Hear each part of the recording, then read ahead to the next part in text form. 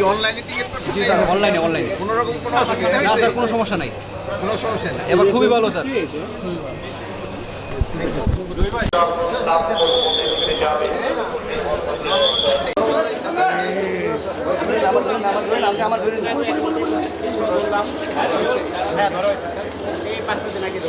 কি কই যাচ্ছে?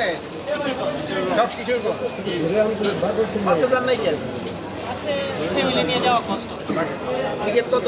কিশোরগঞ্জে ভাড়া কত? 180। কোনো কালোবাজারি করতে হইতে না পাইছেন টিকিট? অনলাইনে পেয়ে গেছে।